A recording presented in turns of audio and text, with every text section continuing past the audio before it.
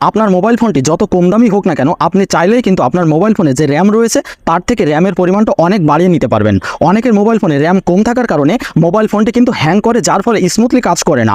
আজকের ভিডিওটি ফলো করে আপনার মোবাইল ফোনে র্যাম বাড়িয়ে নিন, তাহলে মোবাইল ফোন অনেকটা স্মুথ কাজ করবে, নতুনের মতো ফাস্ট হয়ে যাবে। চলুন শিখে আসি। শুরুতে আপনারা আপনার ফোনের সেটিংসে প্রবেশ করবেন। সেটিংসে প্রবেশ করার পর এই যে সার্চ বার রয়েছে, সার্চ বারের এখানে ডেভেলপার অপশন লিখে সার্চ দিবেন।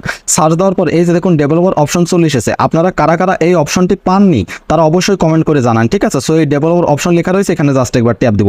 ট্যাপ দেওয়ার পরে এখানে বেশ কিছু গুরুত্বপূর্ণ অপশন আসবে, ঠিক আছে? এখান থেকে আপনাকে একটা অপশন খুঁজে বের করতে হবে। অবশ্যই ভিডিওটি মনোযোগ সহকারে দেখুন, যদি মনোযোগ সহকারে না দেখেন কিচ্ছু বুঝবেন না। এই যে দেখুন এখানে চলে এসেছে ফোর্স 4XMS, ঠিক আছে? এটি দেখুন অফ করা রয়েছে। এখানে জাস্ট একবার ট্যাপ দিয়ে এটি অন করে দিবেন।